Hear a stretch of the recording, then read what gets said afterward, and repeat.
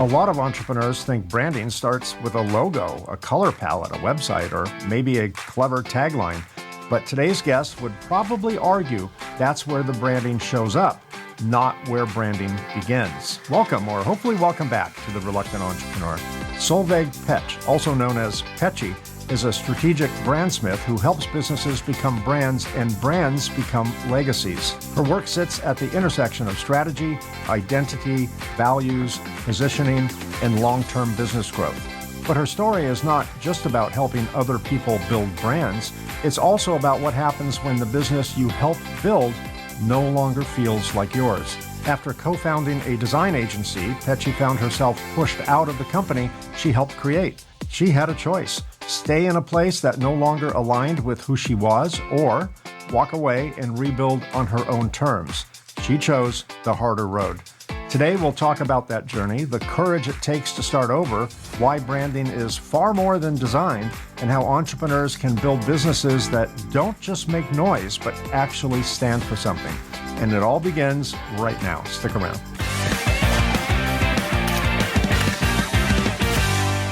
Petchy. You gave me permission to call you Petchy earlier, so I'm going to take advantage of that. I love that name. Welcome to the show.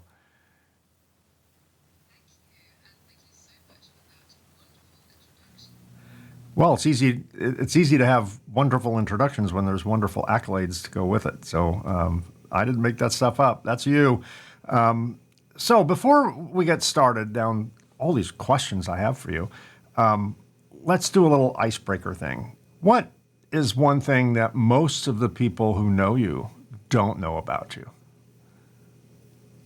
Oh, why do you have to start with such a difficult question? I am an open book for the most part. I think a lot of people who come across me on the internet probably don't know that I have a fear of driving. I still drive a car though. I just don't like it very much. It's not something comfortable driving. Yeah. No. Wow. There you go. Yet you're driving a business. Go figure, right? I do my best. I do try. Statistically, you're far safer in your car than you are driving your business, but that's a whole nother story. But now, Don't get me started. Now I'm going to give you a fear of both. You're going to have to add that to your list Oh of fears. dear, we're in for a ride. I'm the driver in our family. My wife doesn't mind driving. She doesn't have a fear of it, or she doesn't really hate it, but she's very happy to just you drive, where you have a fear of driving, I have a fear of being a passenger. I am a terrible passenger in a car. And probably the same level of fear that you have over driving. It doesn't stop you, but you don't like it. I'm that way with being a passenger. I'm never chill in the passenger seat of a car. I don't know what it is. It's just it might be a control thing. I don't know. But the funny thing is, I don't feel that way on an airplane. And I can fly airplane. I'm a pilot. I can fly. But I don't feel any hesitation sitting on an airplane. I do next to anyone driving a car. It's the strangest thing. That is really the strangest thing. And I've used kind of the same analogy myself with the fear of flying. Nobody's surprised if people say they're afraid of flying. But as soon as you say, I'm afraid of driving a car, they're like, what? I know, right? Because everyone drives a car. Yeah. Well, we're all wired a little bit strange, but that's just what makes us all unique and then all that. So then we'll get out of that personal side and we'll get into more what we're here for. And before we get into branding and all that, take us back. Did you always see yourself becoming an entrepreneur, or did entrepreneurship just kind of find you along the way?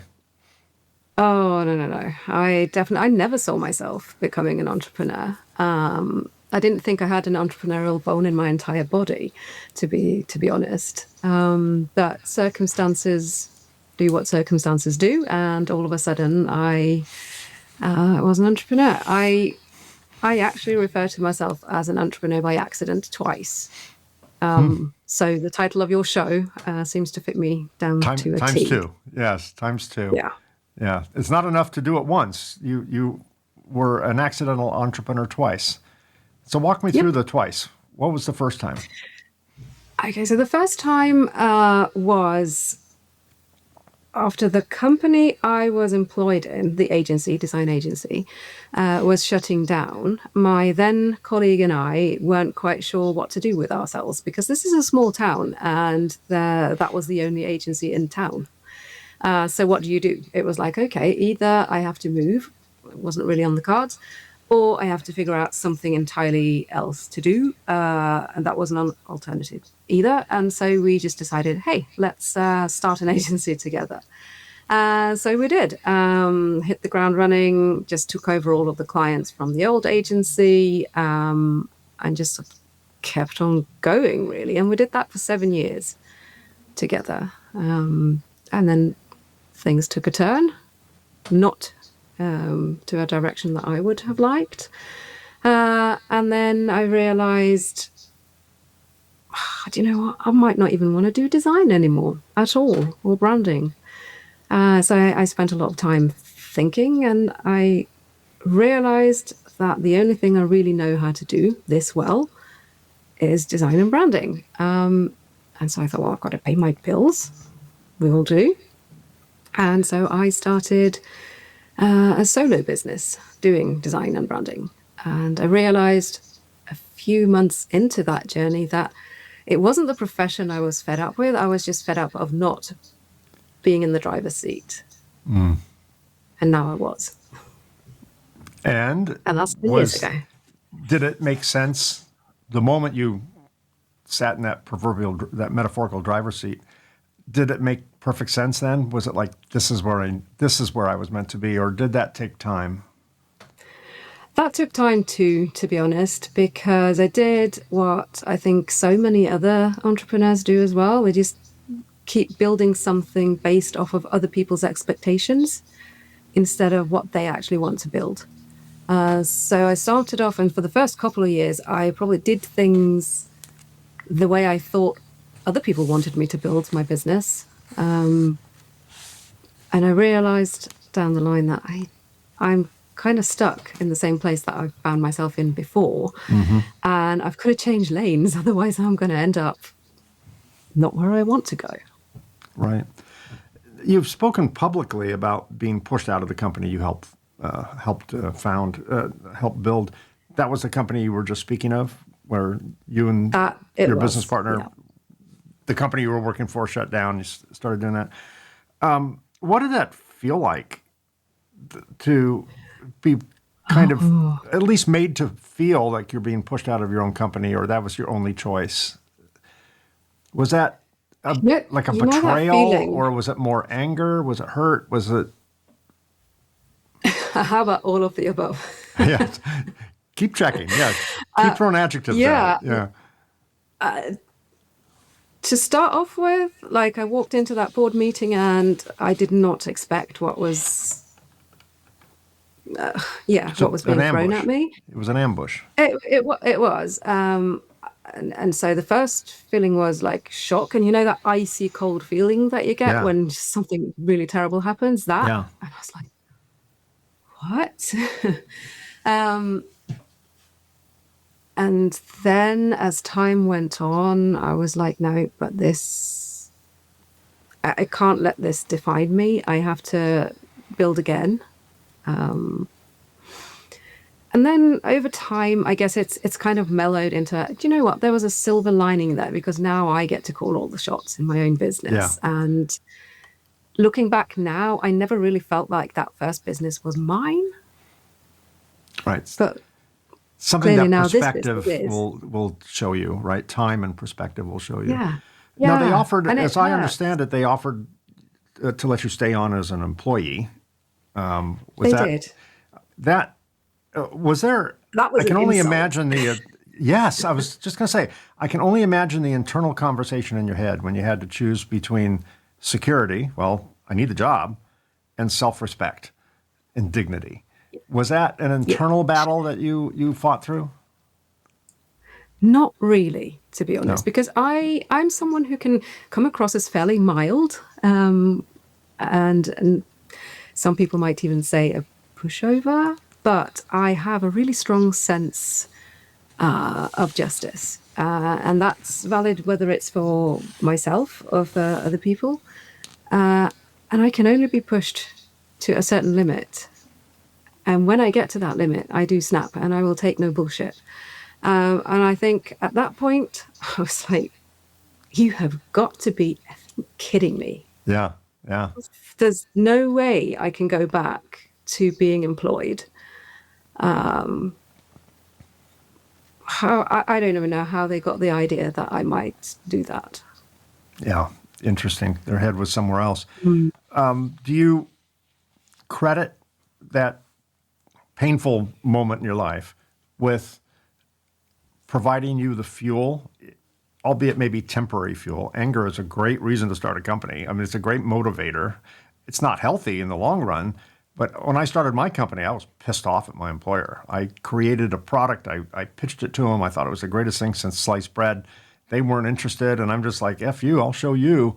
And all of my passion was ego-driven, anger-driven, revenge-driven. And, but thank God for that.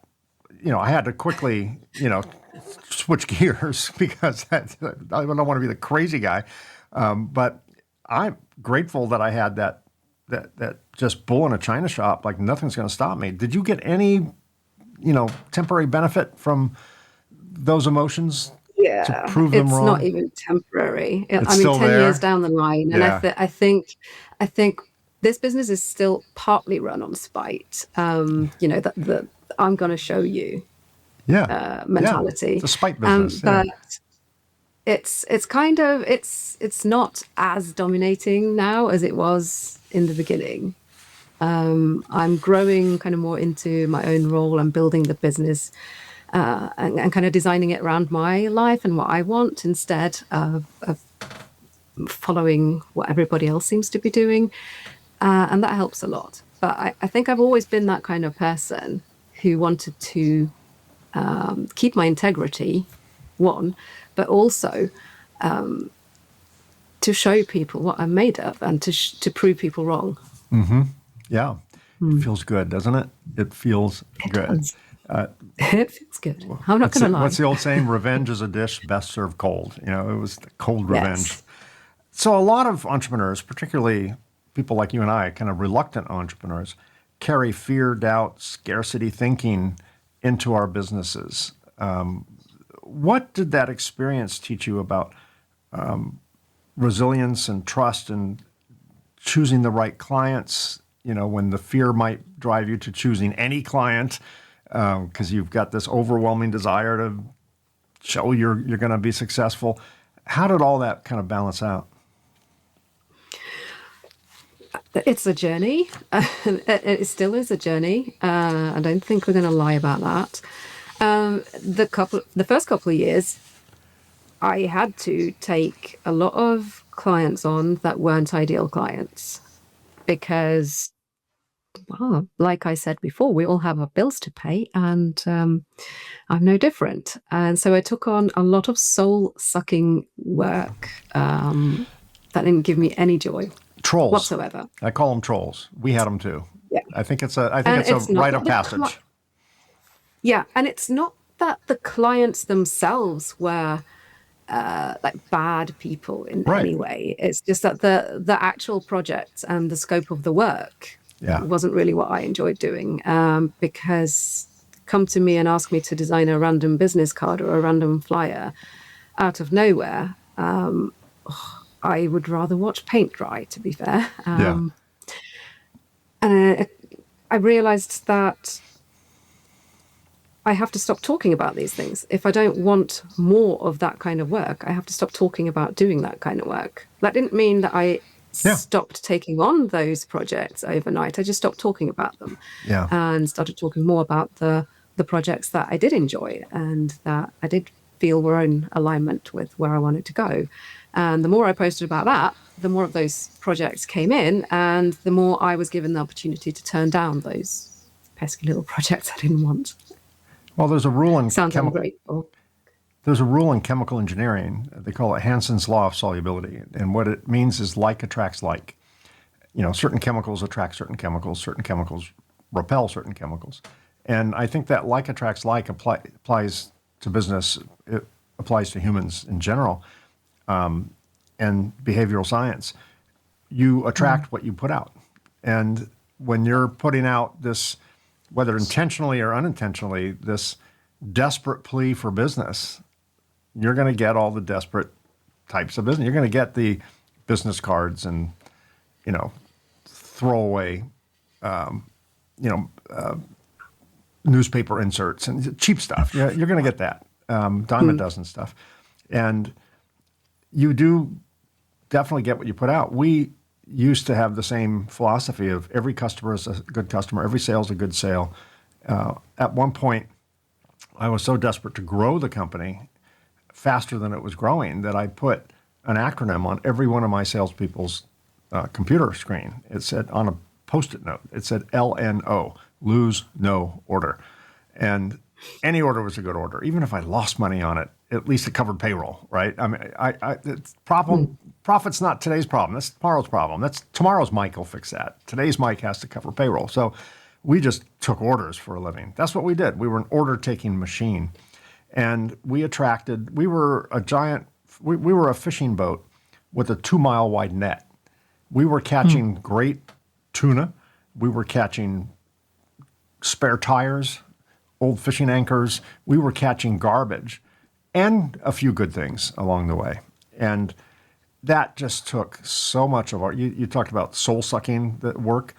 That took so much out of our soul, out of our energy, out of our bandwidth, because we were trying to be something to everybody. And then we were really nothing special to everyone.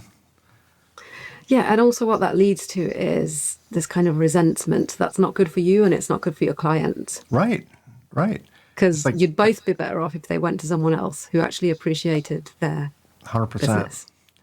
Yeah. So many entrepreneurs think branding specifically means a logo or colors or a website. That's their view, very tactical view of branding. What's branding to you? Well, I don't blame people for thinking that, because the logo and all of the visual assets, those are the tangible things. You can see them. They're there. They're in your face. So naturally, for people who aren't in the profession of branding, that's what comes to mind. But I like to look at branding in a slightly wider view. So if we look at branding, there's branding on one side, and then you have a brand on the other. So if we look at a brand, first of all, it's not something that you can be 100% in control of, ever. It's basically what people think about you and your business based off of every interaction they've ever had with you, or everything people's ever said about you. Anything they know about you is shaping their perception of you and your business, and that's your brand. But branding, that's all of the stuff that you do to try and influence how people perceive your brand. Right? So to me, that distinction helps a lot when I try to explain it to clients as well. And inside of the whole branding container, yes, we do have the logo, we have the visual identity, that's one part of it. But the other parts are the more important ones, like your vision. Where are you going with this business? Your purpose, like why does your business exist? Like, if money didn't exist today, money is not a thing. Why would you be doing what you're doing? Would you still be doing what you're doing? Who are you? Where do you want to go? What do you stand for? Like, what are you willing to die on a hill for?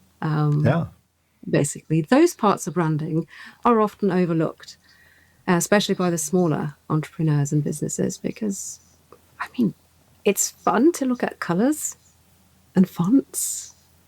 I don't know people for wanting to go there. Yeah, it's fun, but that's not the big vision. I'm a huge fan of this concept called conscious marketing. You know, I learned many, many years ago, and I've said it so many times on this show, my audience is going to go, oh no, here he goes again. I've heard this one. But a mentor once told me, Mike, you want to sell more products? Just shut up. Stop talking about your products. Nobody cares. And I'm like, in what universe does that make sense? We build machines that do very specific functions. Don't talk about the machines? Nope. Like, you're crazy. And then, like every counterintuitive, crazy idea she gave me, within a certain timeline, it started making sense.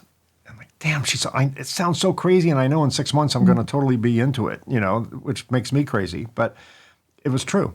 And so we now connect. Our quote unquote marketing effort is really creating value, creating content that's educational, that is non-commercial, that is trustworthy, and becoming a very well published authority in our space. And that's just done so many things for us that no traditional advertising could have done. It wasn't about colors and fonts, to your point. It was about the mission. It never is about colors and fonts. It's about the connection, that emotional connection, and the relationships that you can build with people. Absolutely. That's The what it comes colors down and to. fonts are, they're the pinch of salt you add to a baking recipe that I don't even know why. It's like, but it's not overly noticeable, but it's just part of the ingredient. And but yeah, I think, would I do this for free? Well, I'm doing this for free. I mean, I yes and no. I mean, obviously, financial success gives you a whole lot more runway to do things that are super meaningful, right? But I'm not disciplined enough to do anything I don't like for very long. And if I That don't makes like it, sense. I like I set myself up for failure. I do not do well at things I don't like, even though I'm capable. My hands are connected to my brain, and I can force myself to do certain things, but I sabotage myself. It's just nothing that I hate to do really comes out well, and we can probably go down some psychological rabbit hole, on that one. But what I Oh, do we well, can. Have you heard of the term pathological demand avoidance? no, but that sounds like it says Mike Conrad all over it. Yes, it's Yeah. probably got my picture next to it in the DSM. Yeah, it has mine too next to it. It's basically when someone tells you what to do, even if that someone is yourself, you start resisting it. Yeah, yeah, yeah. Mm. That's my wife would agree with you 100%. That's me. Yeah, absolutely. Your work emphasizes strategy before visuals, colors and fonts, just like we were talking about. What are the questions a business owner should answer before they ever hire someone? I'm going to rephrase that one. What are the questions a business owner should answer before they ever hire someone to design a logo? In fact, what types of questions should you be asking a business owner, and what information should they provide you to design anything? But let's just call it a logo. One might think, well, what's your favorite color? Or do you have a shape? But what are the real questions you would ask? I don't really care about what colors they like, to be fair. So I don't ask them that at all. I Good. ask them a lot of other questions, a lot of questions that they find, most of the time, they find it really tough to answer. But also, I try to make the process really fun and enjoyable so that they have a lot of aha moments, because the process when I start working with a client is quite messy. We have strategy calls, and I try to fish all the golden nuggets out of their brain. And that looks messy to start off with. So what I'm looking for when I'm digging for that gold is, what are their real thoughts and feelings that they don't even dare say out loud? Like, if I say, so why are you starting this business? And they'll have this kind of practiced thing that they'll just reel off. And I'll be like, yeah, but why are you really doing this? Like, what's behind that? Like, that's the story that you're telling everyone when they Yeah. ask you, because they can't handle the truth. But why are you really doing this? What drives you? Where do you want to go with this? Who are we looking to emotionally connect with? I want to create that really solid strategic foundation that we can then go and build the visual branding off of. Because that's what visual branding is. It's just a way of communicating the soul of the brand, so to speak. So I need to know the innermost workings of the brand, all the little dirty secrets that you don't necessarily want to talk about out loud is what I need Yeah. to know to be able to create a brand that's actually compelling. So And yeah, I ask authentic. people a lot of questions. And Yeah, and authentic, authentic. because they're going to be tested, right? If they Yeah, make and a up a lot of story, people. it's not real. It'll show. Yeah, I know. And also values. I want to know what they stand for, Mm-hmm. because if they just throw some random words, and the overused words that I hear a lot, like integrity, we are innovative, sustainable. Yeah. That's really been overused lately. They spend too If you much just time in take corporate any, lobbies, picking posters yeah. off the wall.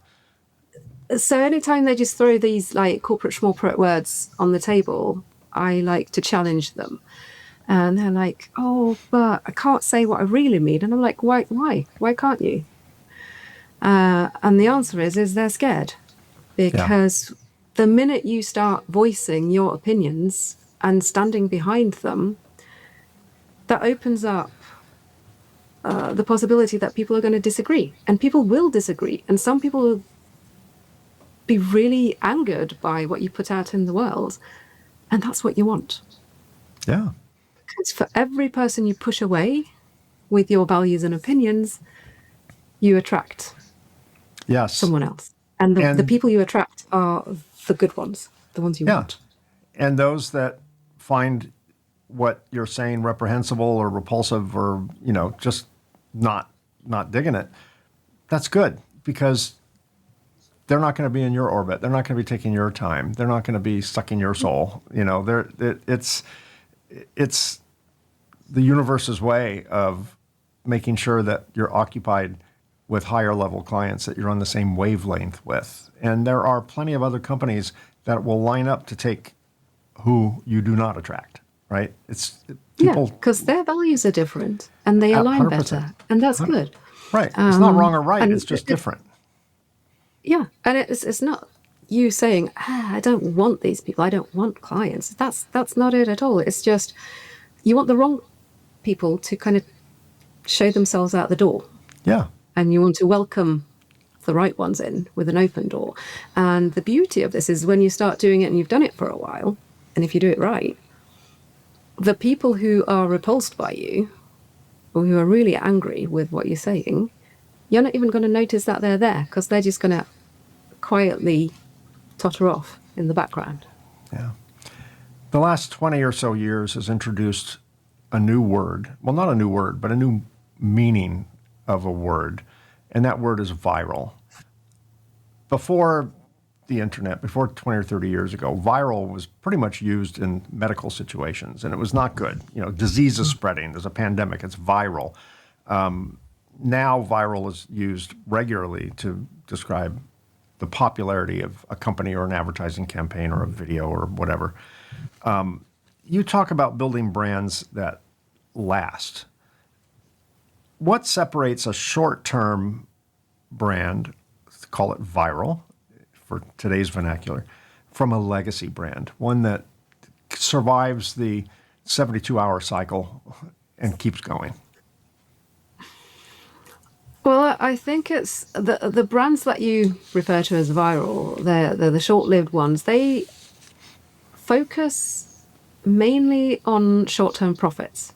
Mm-hmm. So they kind of leave that bigger picture behind. Whereas the legacy brands, they're usually built by the people who have something within them, within their souls and their hearts, that they want to get out there. They want to make a meaningful difference in the world. And yes, they have to make money, because if they don't make money, it's just an expensive hobby. But also, money is not the only thing that drives them. And it's not the main thing that drives them. And when you have that sort of bigger, I hate to say the bigger purpose because it sounds so massive, but you want to do whatever it is that you do. It could be a small thing to nudge the world in a better direction. If you focus on that when you're building your brand, that's when you'll have something that lasts. Because you're not just building it to meet the latest fad. Yeah, no, that's good advice. How does a founder know when their brand has fallen out of sync with the business that they've actually built? I mean, the business tends to it can march to the beat of its own drummer. And sometimes the founder's perception of the business is different than what the business is actually becoming or has become. How do they know when things are out of sync between what they think the business is and what the business actually is? Well, the first thing is that they'll often notice that just something feels off, and they're not always able to point at it and say, this is it. It's like a pair of jeans that don't quite fit. It's just really uncomfortable, and you have to keep like hoisting them up. Uh, if every time you go to post on LinkedIn or Instagram or whatever platforms you're on, you're kind of hesitant because you're like, oh, it doesn't feel like me. It doesn't feel right. Something's off here. That's one telltale sign. Yeah. The other one is you're attracting the wrong type of people to you. So you're getting people in through your door, but they're not the kind of clients that you actually want to work with, or they're not the kind of projects that you want to work with. Right. So that's another sign. And I mean, you could always go out there and do something proactively to try and figure out how people actually perceive your brand. So you could conduct something like a gap analysis. It doesn't have to be a huge, massive undertaking. I mean, that sounds like complete corporate buzzwordy bullshit, but it could be as simple as just getting out there and talking to the people you want to be attracting. Yeah. And say, hey, have you heard of my brand? What comes up for you when I mention my brand? And then you figure out, okay, does this align with where I want it to be? Or is there a gap there that I have to figure out how to close? Right, exactly. You use, and I love these terms, you use values like subtle defiance, unapologetic integrity, and sincere compassion in your work. I think those are words that you have used, you have published, you have spoken about. How can entrepreneurs turn values into business decisions instead of just website copy? Well, I think we touched on it a little bit before with don't just pick any random words that would sound good in a corporate report, because if they are meaningless to you, they will be meaningless to anyone. But if you pick values that you really can stand behind, they can act as a kind of a compass for your brand and business, so that when you end up in situations that are less than desirable, I mean, we're all going to end up there at some point, and you have to navigate yourself out of it. So perhaps someone said something really bad about your brand, or something's happened that means you have to communicate outwards.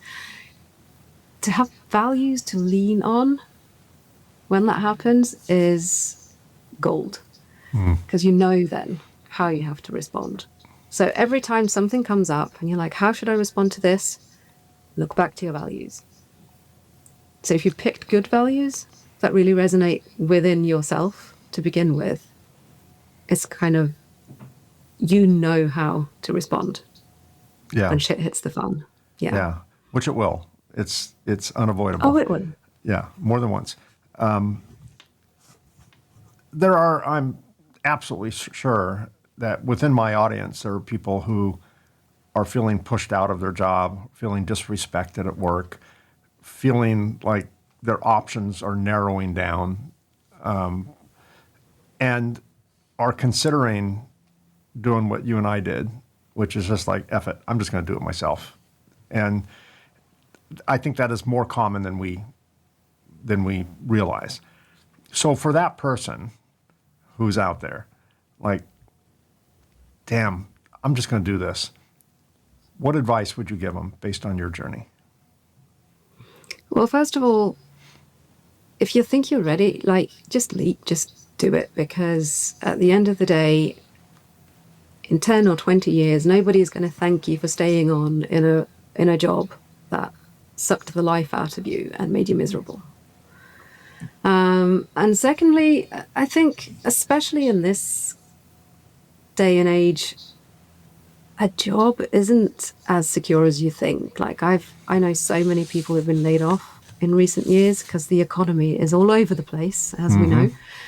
And at least, like, if you're running your own business, you can call the shots. You get to decide what you do to try and fix things if they're not working. Yeah. That's a nice spot to be in.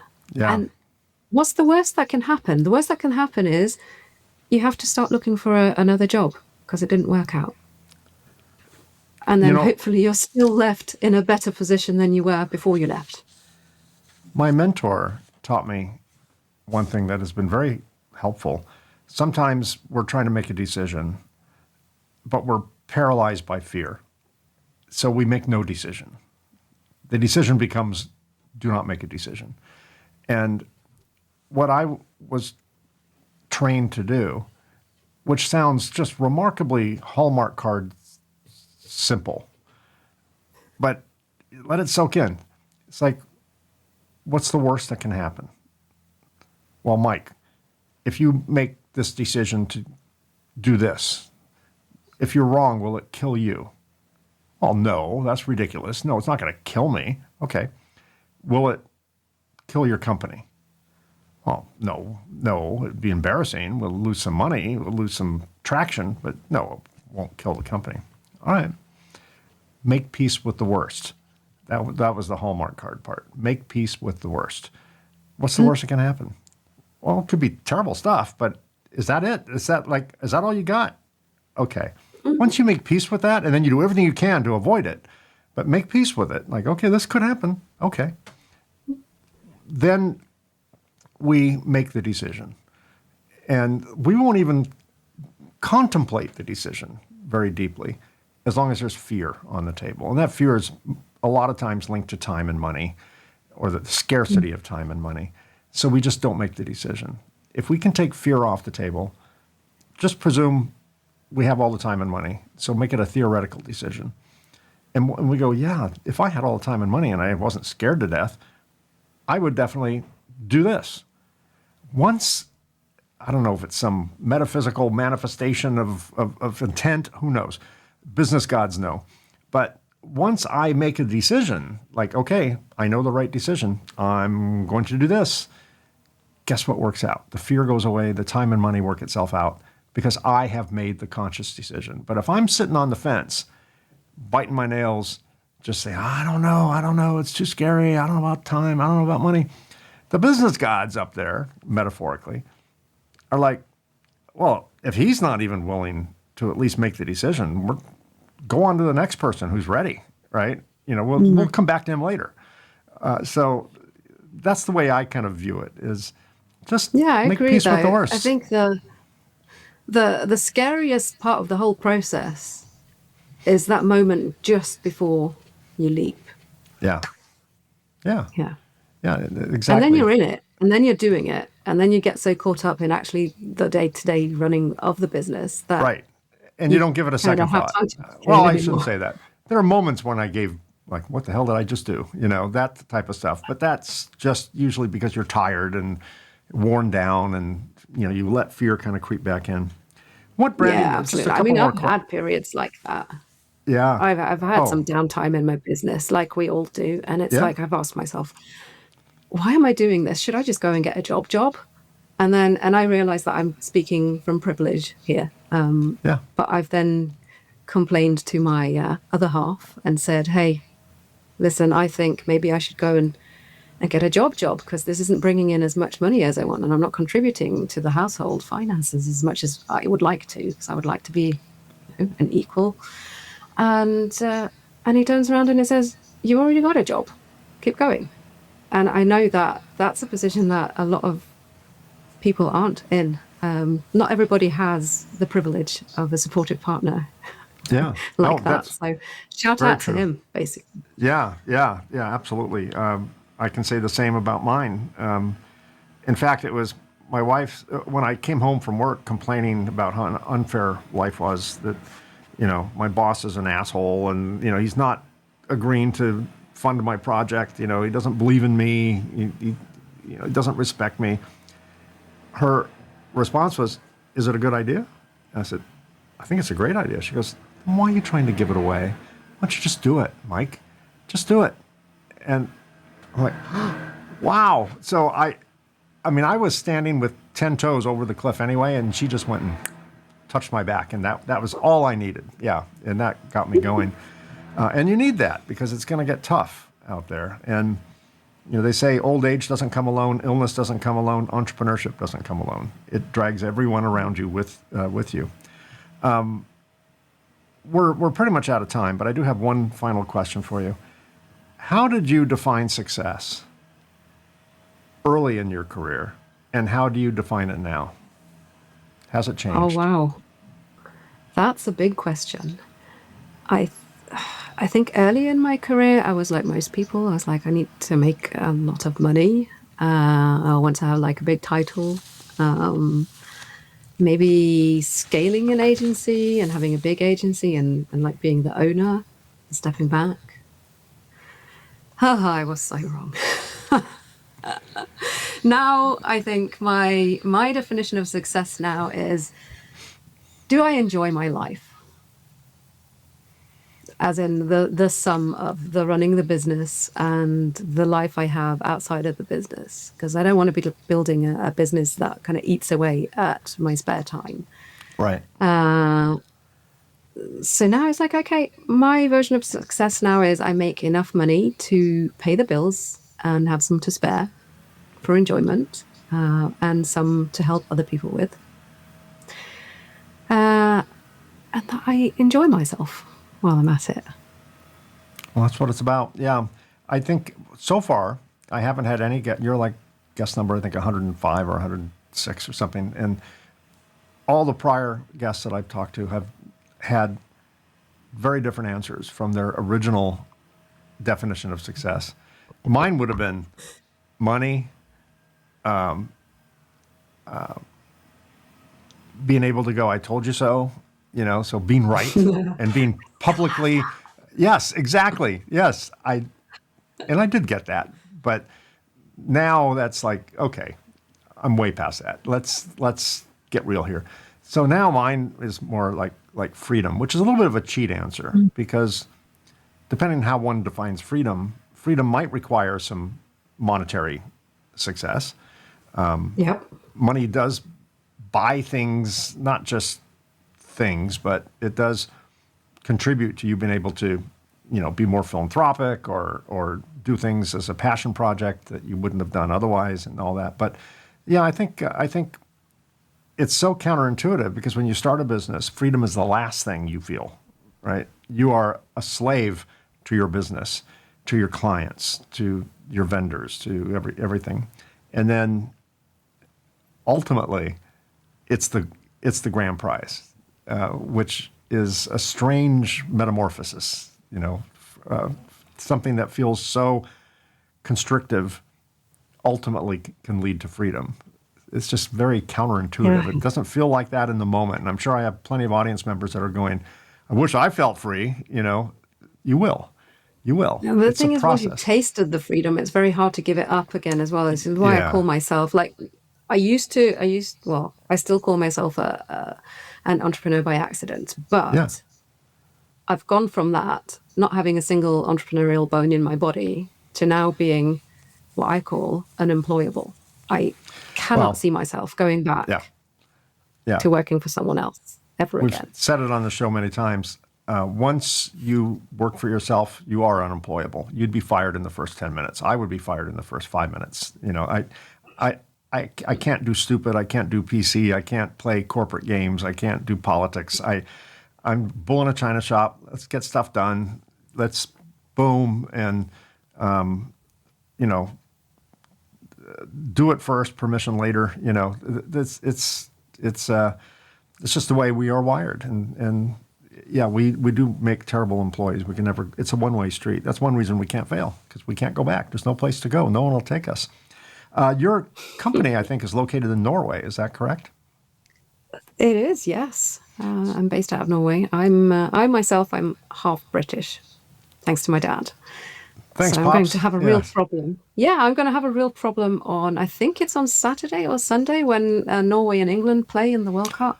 Like, Oh, which side of the pub do you sit on? Yeah, I don't know. What color jersey are you going to wear? yeah, well, We'll I'll be see. sitting in the corner where they are not showing the match because thankfully I am not that into football, soccer. Yeah. So We went out for dinner last night to some like gastropub, and not even thinking about the World Cup going on. And of course, every 8 seconds, the entire restaurant erupted, scared the crap out of all of us because we weren't really paying any attention to the game. But there was a lot of who was playing last night? Was England playing last night? I can't remember. But by the time this airs, this will be history. Idea. Yeah. But yeah, that was a tangent, wasn't it? Yeah, that was a tangent. But we haven't gone too many tangents, so we've actually been doing good. So for my audience who'd like to get more information on your company, it's a very small world. We're all internet connected. So the fact that you're in Norway, if someone's somewhere else, I'm sure you have clients all over the world. I will put the link to Petchy's website, which is affectionately named Petchy. And if you're watching this on YouTube, right down here, right below me, it says See More. Click that, and the link to her website will be there. It will also be in the show notes. If you're listening to this on your favorite podcast app, go to that favorite podcast app after the show. Look at the show notes, and a link to her website will be there. Thank you so much, Petchy, for agreeing to be my guest, for giving up a good 45, 50 minutes of your time and sharing your journey and your expertise with me and my audience. I really appreciate it. It's been a great conversation. Thank you. Thank you for having me. It's been an absolute joy. And if any of your listeners have any questions for me after the fact, I'm very easy to reach. They can just send me an email if they have a question, or look me up on LinkedIn as well. I always love connecting with new people. And you can do it right in the middle of a World Cup match because she's not going to be watching it anyway. So, yeah, that's probably the best time to get hold of her, right? Yeah, that's very good. Well, thank you so much again, and continued success to you. Thank you, and to you. Thank you. Okay, here's some final thoughts. Petchy's story reminds us that sometimes the business we think we're building is only the first chapter. The painful moments, the betrayals, the forced pivots, and the decisions we never wanted to make can become the foundation for something far more aligned with who we really are. Her view of branding also challenges a common entrepreneurial shortcut. A brand is not what we say, how we look, or what we post online. A brand is the sum of all the choices we make, the values we protect, the promises we keep, and the experience people have when they come into contact with our business. For entrepreneurs, that's an important lesson. You don't build a meaningful business by pretending to be louder, flashier, or more polished than you actually are. You build it by becoming clear about who you serve, what you stand for, and what you will not compromise, and what kind of legacy you want your business to leave behind.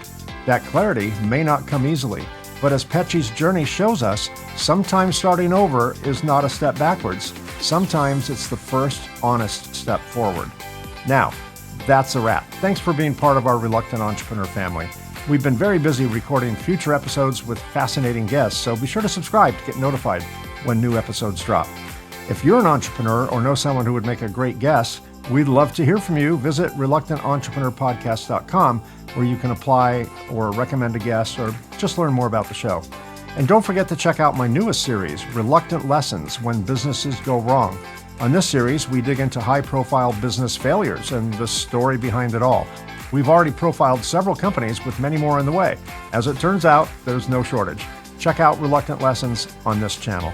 And if you're interested in my book, The Reluctant Entrepreneur, Anatomy of a Business Startup from Uncertainty to Unstoppable, it's available in paperback and Kindle on Amazon, and as an audiobook on both Audible and Amazon. And finally, to everyone listening or watching, if you find yourself stepping into entrepreneurship, whether that was by choice or circumstance, remember this. Sometimes the path we never planned becomes the journey we were meant to take. That's me. I'm out of time. Thanks so much for being here. I truly appreciate all of you, and I'll see you again very soon.